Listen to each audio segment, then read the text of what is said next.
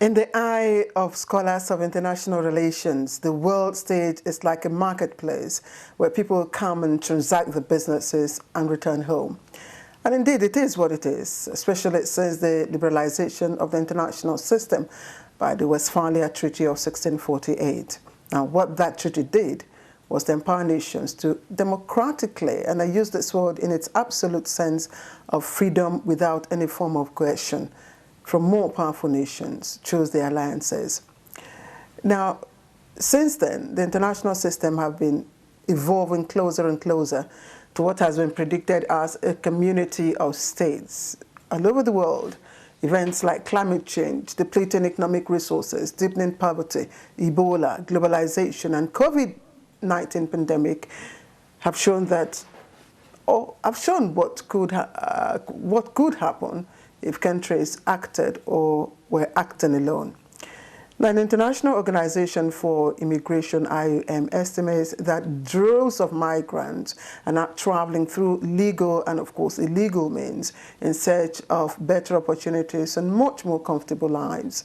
In sub-Saharan Africa, Nigeria bears much of this burden of evolving migration dynamics. Inadmissible migrants have been linked with increase in terrorism attacks, kidnapping, banditry, farmer herders clashes, proliferation of small arms and light weapons, smuggling of food items into Nigeria. Now, the Nigeria Immigration Service, NIS, is the lead government agency responsible for immigration management and control in the country. This week on Lit Edition, our attention is on Nigeria Immigration Service. Has it lived up to its mandate since inception? How is it navigating the challenges propelled by the dynamics in international migration trends? I am Claire Adilabu Abdurrazak. Thank you once again for joining me on the program.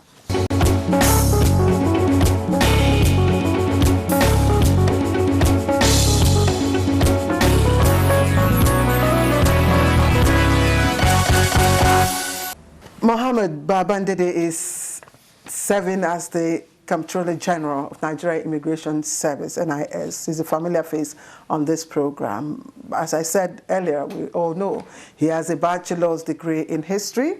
He's a historian. He has a master's in law enforcement and criminal justice, and that's over 3 decades of experience. He started his career at the Nigerian Immigration Service shortly after his national service in 1985, so he's a pioneer staff. That's as an assistant superintendent. He has served in various capacities, including procurement unit, investigative/alien department. He was also an immigration attaché at the Nigerian embassy in Germany and later consulate general in 1991. Now, he was at the time seconded to the National Agency for the Prohibition of Trafficking in Persons and other related matters. He was a member of Interpol Working Group and a holder of National Merit Award of the Member of the Order of the Federal Republic. My second guest is Paul Ijime. He's a journalist and former war correspondent and international affairs expert with vast professional experience.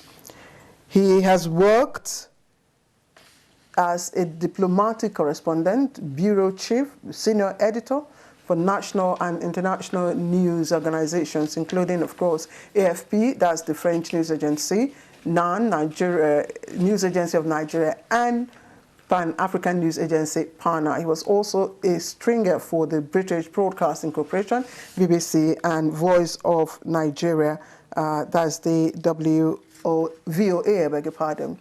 Now, he obtained his postgraduate qualification from the University of Wales in the UK, and of course, that was in between 1991 and 1992. So in the last decade, he has been involved in election communication and observation projects, and also written several books and published quite a number of them. And one of those I would just like to say is A Decade of ECOWAS Electoral Assistance in West Africa.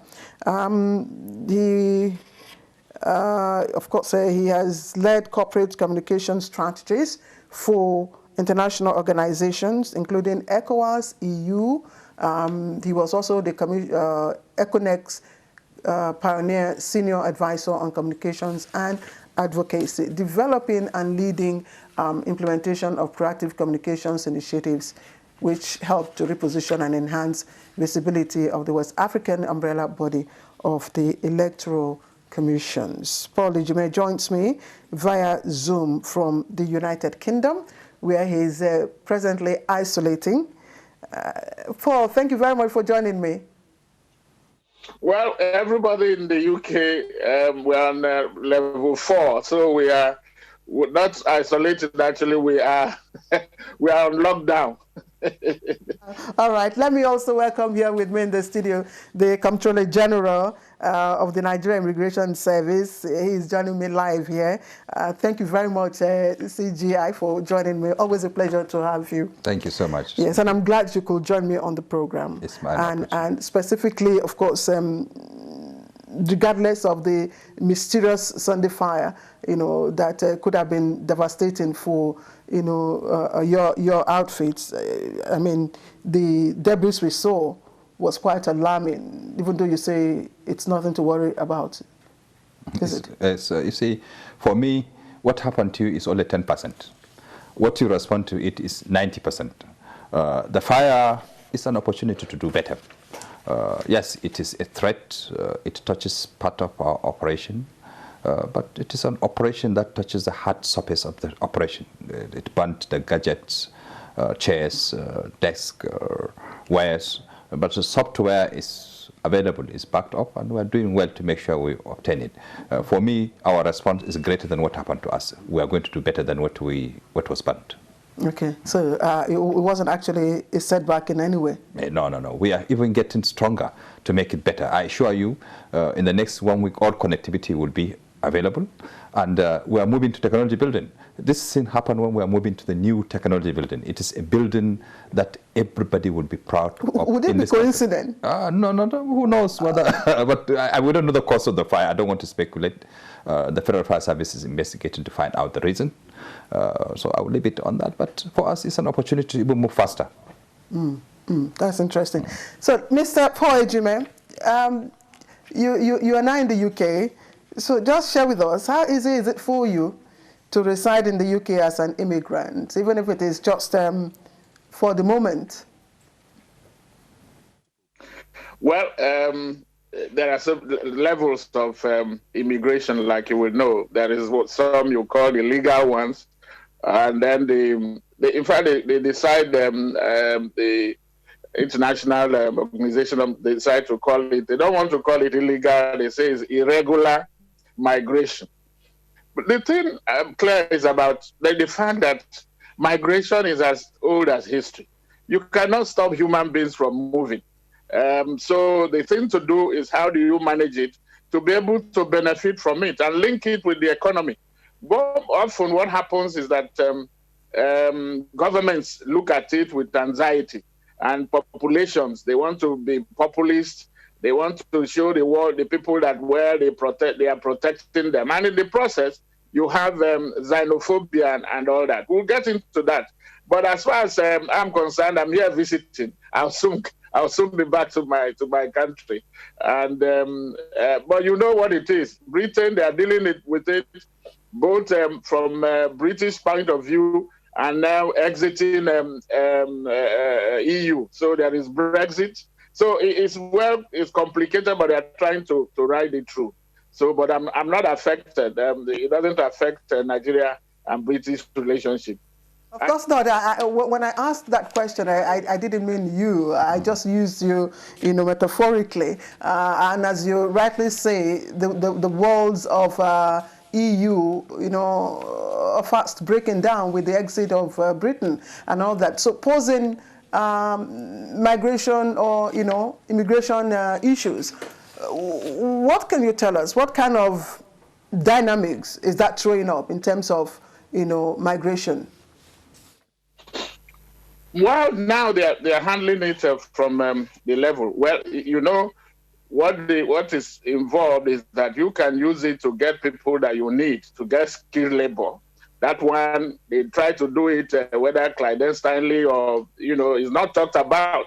The other one that is giving problem is really, and which perhaps Britain was complaining about, meaning that, maybe they have opened their door for, the formal, all the 27 other countries. Some of them, the economies they are not doing very well. So because they use the EU umbrella to find them, a troop or move into Britain. But there were also those who were coming in and then contributing to the economy. And remember, for instance, Prime Minister Boris, when he had COVID-19, he was talking about the nurses that looked after him. They were not, they were British, but from other EU extractions. So imagine if they were not here, others would have done it. But it shows you how the benefit that migration brings. So there are benefits and, the downside to it. Okay, Paul, like what I get, what I get, Paul, what I get from what you said is, one, good migration law, and two, of course, the migrants or immigrants, have been properly channeled. And again, that speaks to the effective, migration laws. But let me bring the discussion back to the studio, where the Comptroller General is, of course. You heard immigration is becoming more and more fluid. Britain has made it more complex now, with its exit from the EU. So we expect a lot more international, movements from different parts of the world. And as you rightly know, that in the past, migration, the motive for migration was known. Most times was purely for trade and maybe for tourism purposes. Right now, we can hardly. There are different and diverse motives for people, going to different places for migration. How has this changed the landscape of NIS since inception? You see, people look at migration only as political or economic. I think migration should be seen as a totality life of a nation. For Nigeria, if you look at our migration policy during colonial time, because that's the time when a place is carved to be Nigeria. The migration policy of Her Majesty's government before independence was purely based on its own interest, the colonial masters. The Immigration Act that we even inherited in 1963, which came out before the ordinance, there was the ordinance 1959, it gives a definition of a person who is a migrant as a person who is not a citizen of Commonwealth of Ireland. So as far as the British colonial government was concerned, if you are a citizen of Benin Republic, if you are a citizen of Niger Republic, if you are a citizen of Rwanda, you are seen as an alien. The person who is not an alien is a person who is a Nigerian citizen and a citizen of Commonwealth. You can see the British define the migration. This is under the migration law under the British. And then it continued even 1963 Act Unfortunately, we kept it even in 1963 until we changed our Immigration Act just recently, 2015. So by 2020, we brought up a new policy called visa policy. And that visa policy completely addressed the socio-economic, political thinking of Nigeria toward this new visa policy, because we need to select the people who will enter our territory. That's all migration. Select people who could be economically, socially, politically beneficial to your country. You have to determine that based on your need. That's why politics becomes connected with the migration in EU, for example. You may lose election if you don't handle migration properly. This is a key issue. It's a key issue. So we have been able to raise that consciousness in Nigeria by the new visa policy 2020. I'm wondering, now that you have talked about, visa and, why you issue visa on arrival, I'm also wondering if you are aware of the difficulty in renewing visas, especially in our foreign missions. There was a trending video recently, I'm sure the CGI saw that, in Germany, where hundreds of Nigerians, were stranded, even though they had, according to them, due appointments, to collect their passports or visas and all that. How are you handling on professional conduct and I don't want to say incompetence, but inefficiency on the part of, immigration officials? We should see all passport and visa issued abroad that it will only be issued based on the host country's rule of law. We're in a period of COVID-19. Most countries are closed down. Like Ijemi is in London. London is closed. And you can't go and look for passport in our High Commission in London because we have to comply with the host country's authority. If the host country authority accept that you can come and do services, but not more than 5 people, Nigeria should not come in hundreds. But they were given appointments. No. They said they were given appointments. It's not true. We have spoken with the embassy. Embassy have disputed this in Frankfurt. They have given, those who have been given appointment, they are the ones to be treated. But people create a lot of unnecessary chaos. So that's why we are deciding to even move the issuance of visa and passport out of the embassies. Paul Ejime, I just quite a number of efforts, to make migration or immigration services in Nigeria quite seamless. I'm sure you know the ease of doing business. We've had, services, of course, visa and arrival. The CG just talked about visa permit, permanent residence, and so many of such, services just to make it easy for migrants, to be able to come in and do business and return. How do you evaluate some of these measures? Well, some of them, or many of them, come like the Comptroller General said, that policy should be guided by national interest and the need for international cooperation and collaboration to make sure that because what you do to others, you are likely going to get it in international. That's part of the rule of reciprocity. In terms of how you allow others to come in, if you are unfriendly with them or you treat them badly, you are likely going to have some diplomatic reprisal. So there are what you call the local or national policies. And there are those that, because of the associations or organizations that Nigeria belongs to, like ECOWAS. Remember that under the ECOWAS free movement of people, goods and services, and the rights for, establishment and residence, you have ECOWAS was the one that started it amongst all the RECs, the Regional Economic Communities of Africa, 1979. And it allowed visa-free for at least 90 days. That is one bold step, which also has its challenges. And given the fact that the population in the region has grown, now we are talking about more than 360 or 70 million. When they started, it was lower than that. And the fact that you need also to take up the challenges of criminality as they evolve, trying to welcome people. You now have to those agencies that are involved in immigration will now have to in terms of what they use, the equipment. The other time we talked about the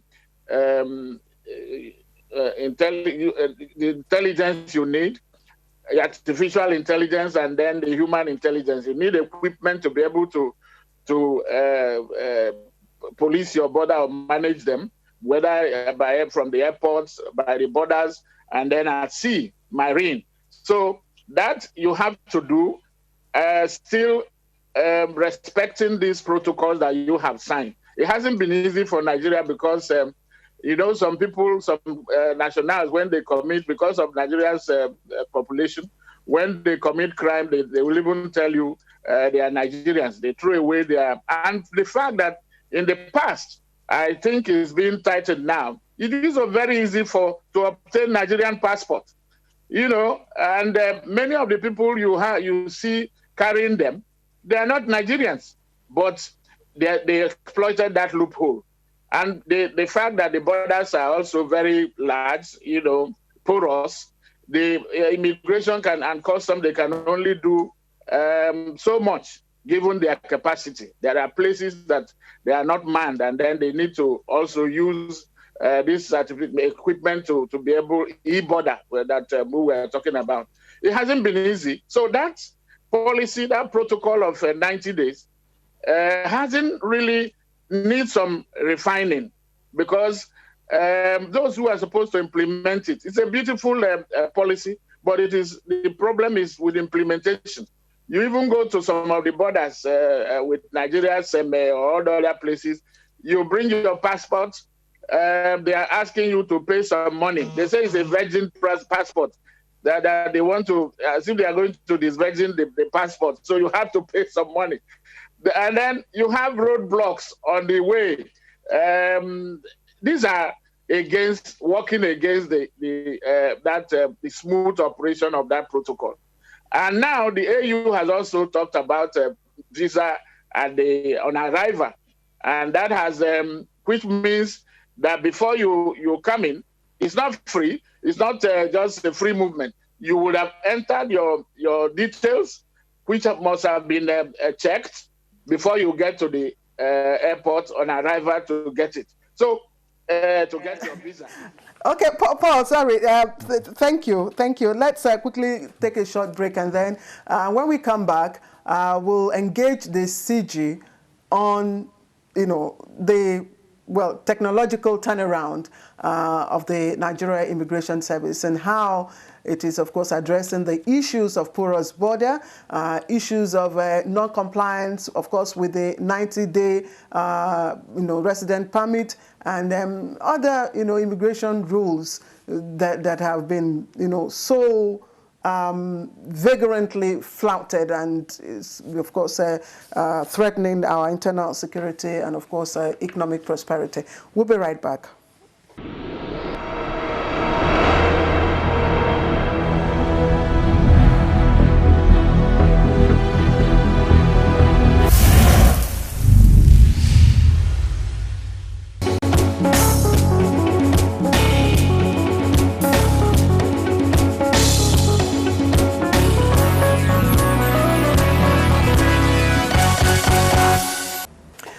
All right, welcome back. You're watching Late Edition this week, and our focus is on the Nigeria Immigration Service and, of course, how it is adapting to the dynamics of international migration. CJ, tell us, do you have capacity issues? Because there are a lot of issues that Paul Ejime, raised, issues of border porosity. I'm wondering why we still have where our borders are still porous.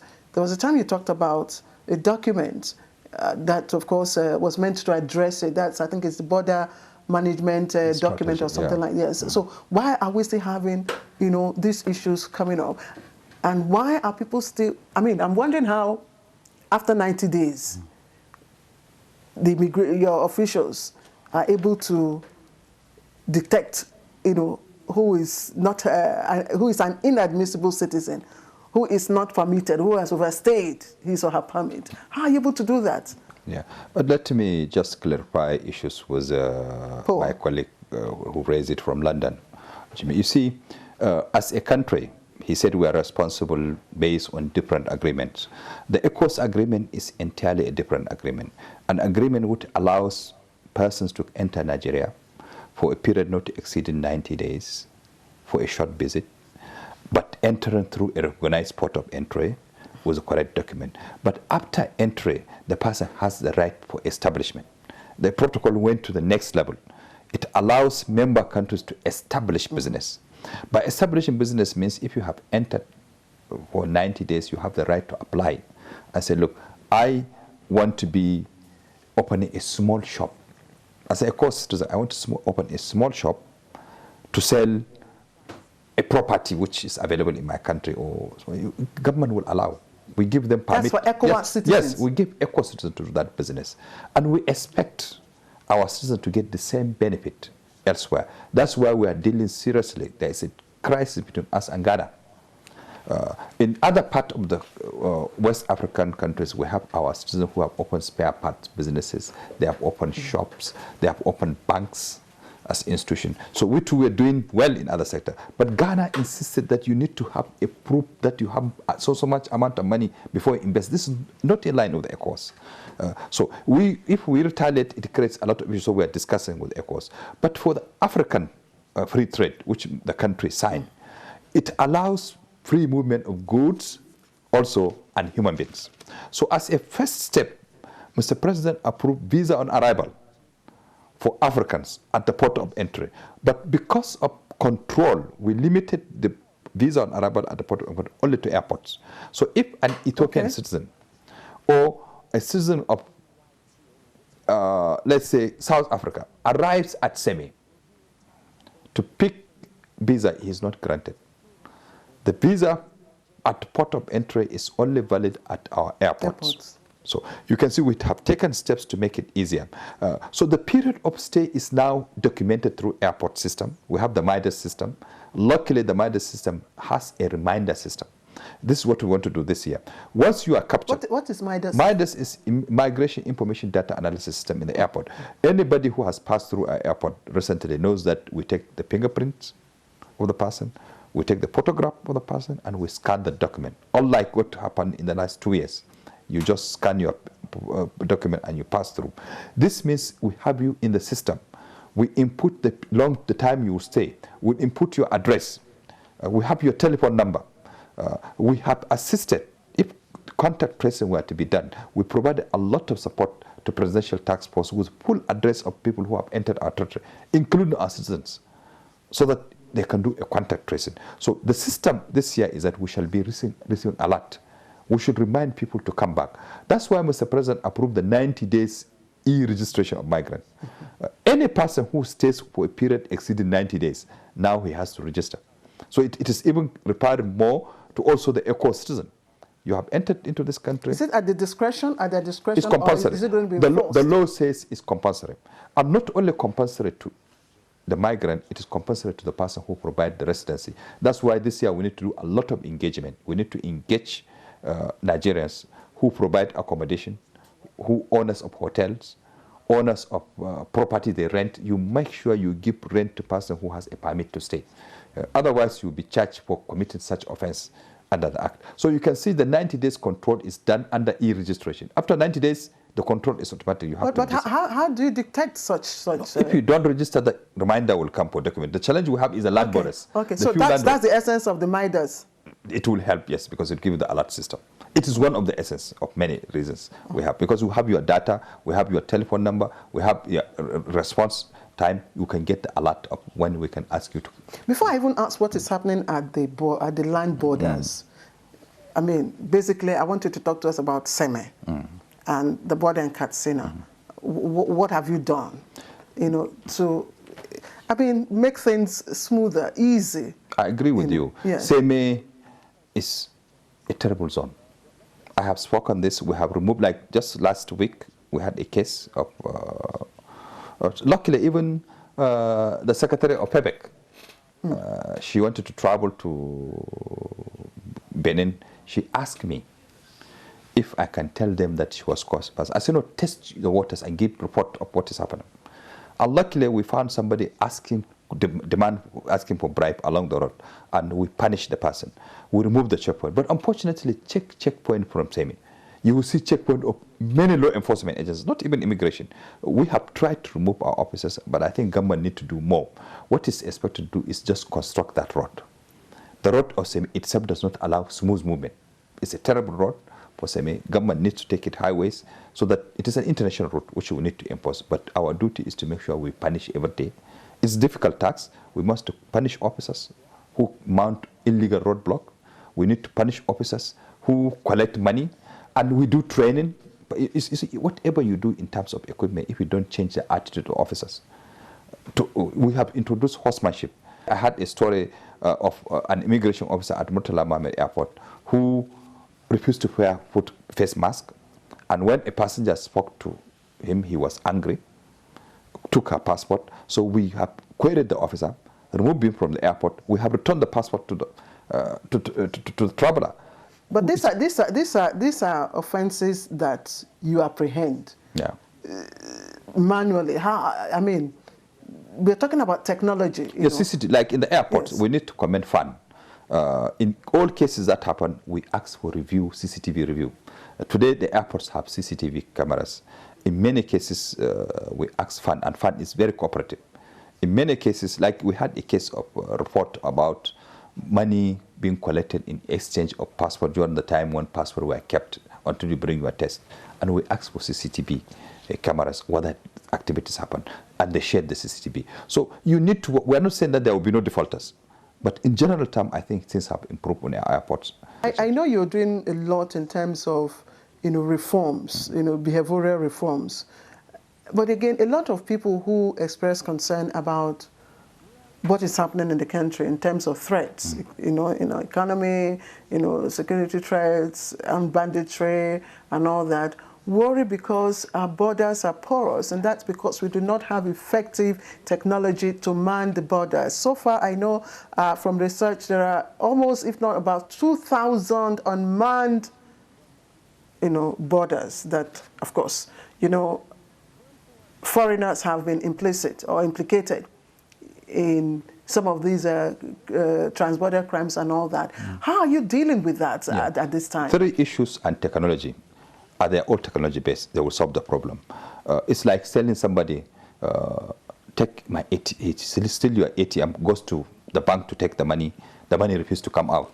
And because he's not prepared, he has done not a good heart to beat the system. MIDAS is one. Migration Information Analysis System is good, especially at the airport. Let me tell you, if you want to compromise a person who is not expected to enter this country, you are at the point of clearance. You want to compromise, you see him wanted and you want him to pass, it will not pass. Because we have established a secondary inspection where supervisors can see what you are doing. And the system will not clear. If a person hit the suspect index, whether he's wanted by Interpol or he's wanted locally, the system will not allow you to move. It will raise an alarm to the supervisor. The case will be taken for secondary inspection. And this secondary inspection, we're building it to make sure all security agencies participate in the secondary. DSS, NDLA, EFCC, stay in the airport, but don't be on the counter. Let immigration officer clear the counter. When there is an alert, the EFCC wants somebody, the secondary inspection will know. They will take it to secondary inspection. We have done in 24 locations in land borders also. But the challenge is also CCTV can see many activities. What happened today at the airport, I have asked for CCTV footage. We have removed the officer so that we can build evidence and punish the officer. What about the land borders? The land borders, Mr. President, approved the e-border. The e-border is a system where we can have a permanent monitoring cameras, one system built on top of the control post, which it sits 90 degrees of radius of what is happening at border. Officers on patrol, they have mounted cameras on their vehicles, which they have no choice. It will record. Officers will have a hand system they can pick. And I have just introduced cameras for officers to be recording them. Are these for the legal borders? Or when you are patrolling, you're not patrolling legal border. You are patrolling the bushes so you can be seen. So if this system comes on board, we already have a pilot case. For one of the borders, we are seeing real time and recording. If we're able to establish 84 border posts, which Mr. President approved, and we hope to start doing it this year, we can be able to leverage technology, handle corruption, so that whatever you do, you are seen. It can reduce issues of corruption, abuse, compromise, and it will help national security because we can see real things, national threat, and transmit to the appropriate authority to respond. I think technology is a solution. But Paul, we will get to you just presently. I would like for you to speak on the issue of collaboration, because we're seeing, we're having to deal with a lot of infiltrations from the borders which are not manned. I'd like to see, because we talk about collaborations with our neighbors as an effective way of dealing with that. I'd like your opinion on that, but just give me a moment. CJ, you said if we're able to do, and I'm wondering, why are you not able to do? The president has already given his approval. We're looking for this year's budget, God's willing, and if we're able to establish locations, we may not do all at the same time. It will be in phases. But 84 borders have been targeted, land borders. These land borders, they will have mega, midi, and mini. They will be established a patrol base, will carry vehicles and patrol along the planks, with established cameras on them. They will automatically record and send to the base, and we will see it in the headquarters. So the level of compromise is not possible because we are seeing real time online. Within the premises of the borders, there will be also CCTV cameras recorded. Airports already have, FAN has established that. So with this system this year, the airports are working. I'm telling you, airport, no problem. You can commit any crime, we can find you. Oh, really? Yes. Yeah. And if even you have done clearance, like the way we had a case of information we are receiving that people were collecting money during the olden time when passports were kept. Yeah. We did a sampling with one airline. I picked only one airline, Emirates. And we looked at all the passports of the people who arrived, and we found out 20 passports missing. It was easy to go to the system and find out who cleared those 20 people. At which time, who were their supervisors. And we found out people who cleared, where the passport you cleared. When we interviewed them, we found like 2 with them. We collected it, and the rest were able to find out they have given it to the people. So they are facing disciplinary procedure on that. God's willing, they will be suspended or reduced in rank. So this is easy. So how much are we talking about for this project? How much? The president has approved the project, and I don't want to give details, but I know it's $1 million. It has to be funded before it is implemented. But what is important, I know we cannot fund it throughout this year. It may be in phases. We'll pick the critical border areas where this surveillance is required, and it will be installed. I'm telling you, it will change the paradigm of security in the country. All right, Paul, are you still with me? All right, so let's hear your thoughts on collaborations. We've had to deal with issues, coming in from the borders, on the northern fringes. We've also had to deal with smuggling and smuggling of goods, smuggling of small weapons, small arms and light weapons, and all that. How well are we doing, or how well is the country doing in terms of collaboration to deal with these issues with our neighboring countries? Well, the Comptroller General has talked about what his agency is doing. And then to be able to even move from Nigeria to collaborate with others, you need to get it right. To work with the, what you call interagency, collaboration at the national level, because there are other security agencies that are involved. It's not just immigration. There is the custom, there's the police, there is, marine police, and so many other, crime-fighting agencies that need to collaborate with the immigration to do a better job of it. They are trying their best, but, our problem really, Claire, is, and then the Comptroller General will agree with me, it's about data collection. Africa, we are not very good in that. And so that has, because you need to know how many, how many you are, what, if, so that if a stranger comes in, you should be able to track them. The way to go is called, digital ID identification verification. That is the way you'll be able to get it right about those who are in the country, and so be able to capture those who are coming, trace those who are staying, and then knowing whether they are overstaying and be able to deal with them. It hasn't been easy with working with ECOWAS member states. I can tell you, I've traveled around ECOWAS states, and I tell you that until you now come out and tell them you are an official, they will treat you just like the way they treat the ordinary folks on the border from Nigeria. It's not just Nigeria. Benin, you are crossing from Togo, Lomé, you are going to Accra, and so on and so forth, Burkina Faso, everywhere. All of them are guilty. They have signed up to that, but they are not making it work by the way that there has to be some sensitization, mobilization to get them to, these agencies that are involved. I know occasionally they have meetings, they have seminars, trying even intra-border or inter-border issues, and organizations, international organizations have tried to help, USAID and EU, trying to make sure that we get it right. The idea is to have a borderless kind of issue where ECOWAS citizens will move. We're talking about ECOWAS because that is where the bulk of the movement comes. Forget for the airport, they can capture it. But the devil is on these, those who stream in.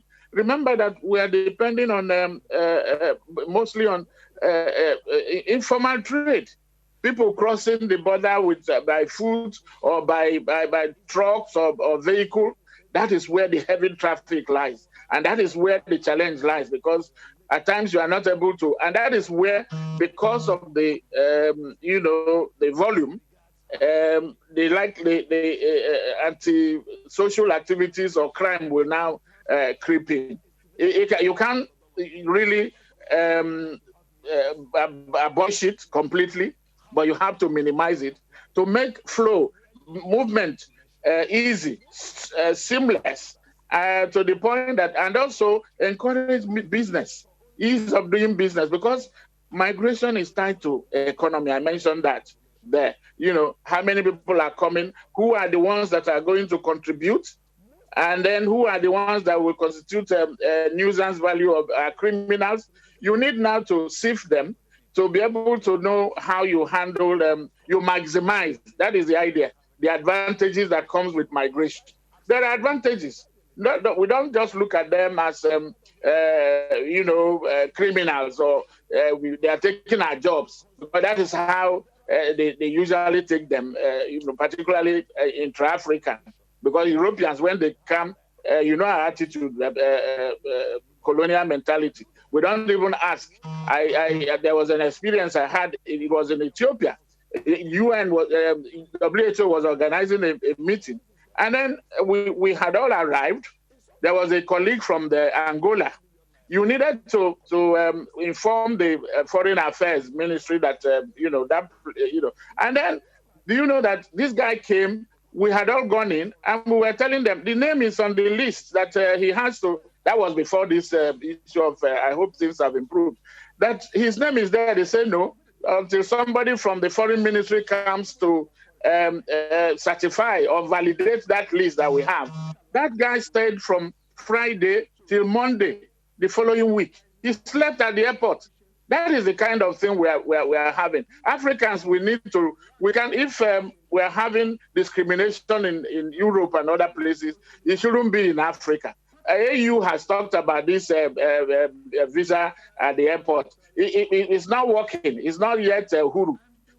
At times it's easy to come out with things, but when it comes to implementation, that is where the issue is. So collaboration will do it. Those who are involved will have to be sensitized to live up to their responsibility. That way we will have we'll get it right. Thank you, Paul. Thank you, Paul. You talked about two things. NIN, which is, of course, what we're trying to do to integrate our, identification numbers, of course, with our, SIM cards. That's our mobile phones. And CJ will talk about that, how it applies to, of course, our immigration or migration issues for us, and also issues of capacity, interagency collaboration. He raised it. Is it effective in terms of intelligence sharing? I think we need to look at it at regional and at national level. At the regional level, if you look at how the Schengen system works, because we copied from the Schengen system, they have Schengen Common Information System. They have Schengen Common Judicial System. They have Law Enforcement Common System. This is not what we have developed with ECOWAS. ECOWAS need to move harder and establish a common information system. They are now tasking member states to go to the next level of mobility, where we allow third country nationals to join our free movement.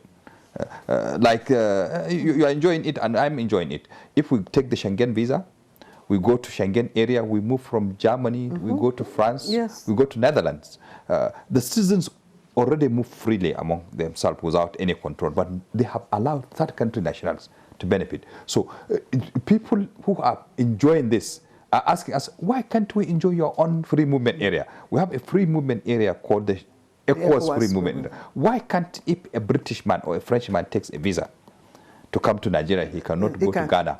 Why can't he go to Ghana free? Why can't he go to Niger free? Because it's part of the ECOWAS. Indeed, why can't he? So the issue is that we have not even established the common information system. In the Schengen system, they have a common information system. If you enter Germany, it's like you have entered France. France will know. Yeah. And if you apply for the Schengen system, the Schengen will share. If you apply in France, the Schengen will get all the information from the French embassy. If there is objection, you will not get the Schengen visa, except if necessary, French will give you a territorial visa. But Schengen is possible because EU, has already perfected the integration, mechanism. We are still similar. having issues. Let me tell you, ECOWAS is similar. We borrowing from it. So what I'm saying, for us to have that, we need to create good platform for law enforcement cooperation, for common judicial cooperation, and there's a great suspicion between the British areas and the French areas. Unfortunately, I hope much can be done. My last question with you will be on the 10-year passport validity. But just a moment, let me get Paul, your remarks on, please be brief about it.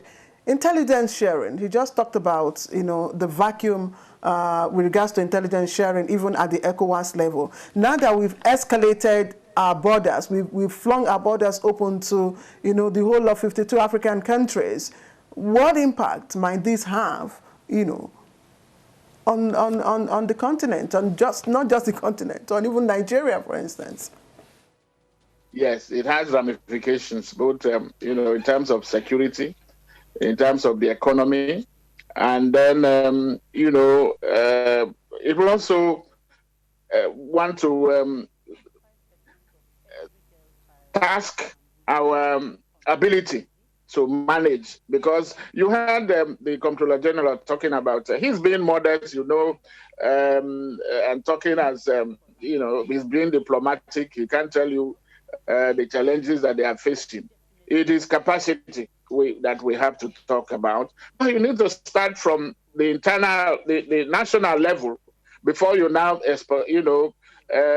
move into your next door neighbor, and then talk about the rest of the world, regional and continental, and then global. That is how the layers that you have to handle. And you need to get it right at home.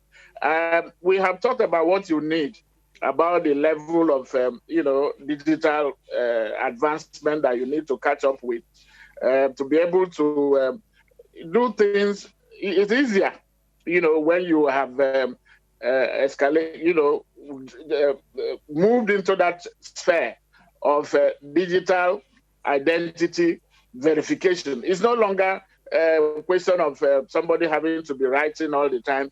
You can do something and capture everybody so that if you are, that's when he talked about the fact that you are able to, a crime is committed in another country. The criminal runs into another country. It's easier for you now to be able to arrest such a person and then collaborate in the prosecution, because that is another issue. If you don't cooperate, you see that criminals may find a place where they say that the water runs to the least resistance, where they find that functionality or is weak. That is where they will flow. They want now go to, but if you are enforcement, yes, that's the word. If the enforcement is weak in certain areas, that is where you have the bulk of criminality. So, Paul, thank you. We are short on time, honestly. Let me just ask the CG, what would you say would be your signature project if you leave office? My signature is the technology building. The technology building approved by Mr. President, which we hope he will be able to commission it anytime next month, was done with the support of the former Minister of Interior and the present Minister of Interior. This building will gather technology, because technology is the solution of the world. We will gather all our technology of mobility. Mobility when you intend to come to Nigeria, mobility at the border, mobility when you reside, mobility if you are wanted, mobility if you are even a Nigerian, if you can, your passports, your resident permit will all be in one place and will be shared with law enforcement real time online. This is possible by February. We have already given a test run for law enforcement for passport. They can be able to check data in our passport database real time online anytime they want. For me, that is my signature. The signature is that this technology will make life simple. And the NIN number is a great thing we should be remembered with. When we insisted 3 years ago that we would not issue password with a NIN number, Nigerians shouted that it was not possible. But today, NIN is the key for the national security. If we have NIN, the same NIN number is with passport, NIN number with driver license, NIN number with voter's card, NIN number with telephone mobile, there will only be one person in this country, and nobody will beat the security, because the NIN number will change the life of security in Nigeria. We are the first to do it. Passport enhanced, you cannot get it except there is a NIN number. Henceforth? Yes, and it is already on. The enhanced passport is already in 7 locations. Abuja headquarters, Gwagwalada, Ikoyi, Alausa, Festac, Port Harcourt, Kano Main, they are all connected with a new enhanced passport. You cannot get passport except you have a NIN number. And your NIN number is connected to your BVN. What about those who have old passports? No, you will reissue, but you must get the data the same as your NIN number. That's why we see a lot of wonders. We see big men who come around to reissue their passport, enhanced passport. You find out their NIN number. Sorry, CJ, let me get you. Reissuing passport that has not expired. You can. With new enhanced passport, you can. If you want to get the new enhanced 10 years, the new enhanced is 10 years. You can get 64 pages, 10 years. You don't have to come back to us. But you cannot get it until you have a national identity number. And that national identity number will connect you with even your BVN. It is the same you. So for all those who want to renew their passports, you must get your NIN number. Compulsory. Otherwise, you aren't going to get any passports. Thank you very much, Controller General of Nigeria Immigration Service. Always a pleasure to have you. And by the grace of God, we will watch your signature project commissioned. Thank you. Thank you. Paul Ejime, a journalist, former correspondent, international affairs expert with over many years of experience. I'd like to appreciate you once again for joining me via Zoom all the way from UK. Please stay safe, and we hope to see you when you return. Thank you, Claire. But let me just, we are talking about NIM. If I can also appeal to the Comptroller General, they have to have an integrated approach to this instead of making these demands on Nigerians every now and then. Today it is this and that. If they get it at one point, it's centralized, it is better. rather than this, what they are making Nigerians go through. I have seen what it is in getting this name issue. Please, I know when I getting new passports, yes, it's a requirement, but there is a way. They can bring some humane thoughts to it, so that people do not suffer during this COVID problem. Thank you very much. All right, thank you, Paul. Thank you for your closing remarks. And that's it from us this week on Late Edition. We'd like to thank you for watching. I do hope you found this week's edition quite interesting and informative. From me and my production crew, it's bye-bye.